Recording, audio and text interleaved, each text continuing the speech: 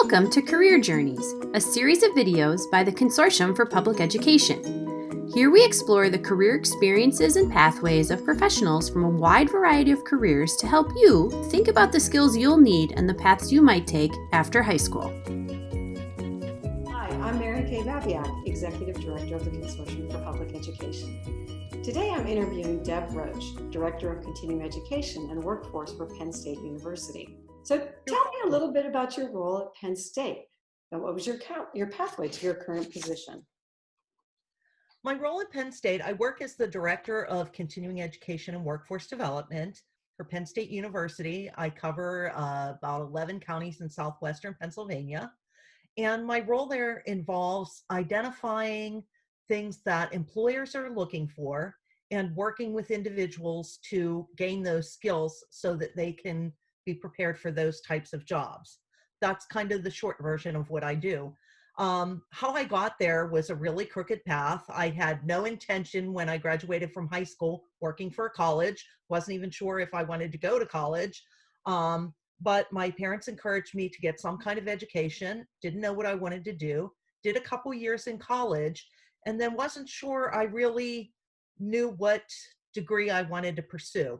The one thing I did know was I had, at that time, a love for fashion and beauty and hairstyling. So I left college and my parents supported me. I went to beauty school, finished beauty school, got my license, did a number of years in a salon, moved up and up, but realized that without any additional education, I could never move outside of that industry because it was so specific.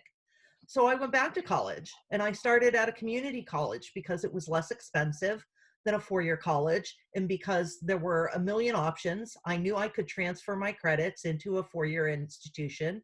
And I started looking at things like computers. I started looking at sales and business and landed on business. I worked in business and industry for a while. I took an internship while I was in community college, and that was how I learned to work in an office setting. At that point, I was really interested in what I was doing, but again, I was at a place where I was kind of at a standstill where I couldn't move up any further. So I pursued some additional college, finished up a degree. I worked for a long time in nonprofit. I worked for a real estate company. So my path, again, was extremely crooked. But as I moved through those careers, I grew and I learned what parts of each one of those careers I really loved. I ended up in higher education because I actually moved. I was getting married. So I was moving to where my husband lived, and I ended up working in higher ed in a business area. So I wasn't on the academic side. I was doing sales and enrollment. So it was part of my public relations education and part of working with people in customer service through cosmetology that I learned how to talk with people. And what I was doing was I was promoting college degrees. And while I was there, I learned to love higher education and decided to just continue my education. So I pursued my last and final doctoral degree. So I have about almost 20 years of formal education. It took me a long time to do those 20 years, more than 20 years. But as you grow and learn in different careers, you find out what you truly love. And then, you work around to see how you can get there. So Deb, tell me a little bit about what it is that you love most about your job. What I really love most about my job is working with people.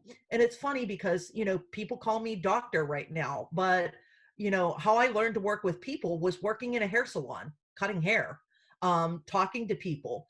When I was in high school, I was outgoing and I participated in a lot of activities. I was on a drama club. I was a cheerleader at one time. All of those things where you think, at the time you're doing them, what is this really doing for me? They were valuable ways to learn how to work with people, how to have fun, how to network. So what I really love about my job is being able to look at someone who is looking for a career like I was, many years ago, and working with employers who are looking for people and being able to work as kind of a matchmaker to match people who need skills with employers who are looking for particular skills. That's what I love about my job. It's the working with people in different ways. So thinking about that, what are some of the key skills that you feel that you have and or need in order to be good at your job? I think probably it's hard to toot your own horn, but I think one of the things that I've always been able to do is talk to people. And I think being able to communicate and being able to communicate on a variety of different levels is so important. Um, one of the things that I learned doing my research in college was, some of the skills that you learn that are more, I hate to call them soft skills because they're very essential skills, but some of those types of skills can be more important than some of the really firm technical things that you learn. While both are equally important, I think sometimes you forget about those other things. And being able to talk with people, being able to clearly promote something that's important. I have to understand what employers want and work with people so that they learn what they truly need to get those jobs. Um, you know, Being organized in my role is important. And, anything I've ever done, when you think about cutting hair, you're managing a schedule. I have to manage a schedule every day. When I worked in nonprofit, I had developed, empathy for other people. So, some of those essential skills are equally as important as the things you learn when you're in a technical school or community college or a college. So, to credit the things that you learn in high school, things like, working with people if you have a part-time job, learning how to manage time, being on time for work, no matter what the job is. Those are the things that are really critically important. Is there any other advice that you would give to students thinking about what they might do in terms of extracurricular or part-time jobs or volunteering? Any other advice you'd want to give to a young person as they're thinking about their career path? Any opportunity you have to do some volunteer work, to engage in extracurricular activities in school, really, really important. When I was in high school, I did participate in a lot of things. I know this goes without saying, but really think about what you're learning in high school, and really do take the time to understand the importance of how that will impact you in the long run. Um, you know, think about what you truly love and not maybe what you're supposed to do. And once you figure out what you truly love, learn how to get there on the appropriate path. Because I know I just an example I can give is I was working with someone one time who wanted to be a CSI. Sounded like an exciting career. And they thought, they're supposed to go to the police academy, or they're going to go do this forensic science. And really it required a biology and a chemistry degree and all these other things. And they were like, well, I hate biology and chemistry. So, the understanding of what the job is, think about what you truly love, but make sure you understand the path to get there.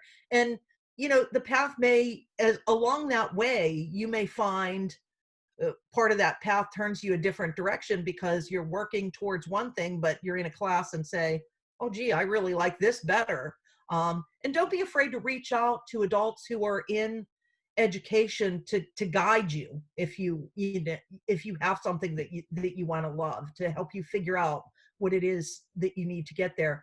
Also, some advice: if there are employers that, a job that you think you might like to do, if there's any opportunity for you to do things like job shadowing, and then you can really see what the day-to-day looks like.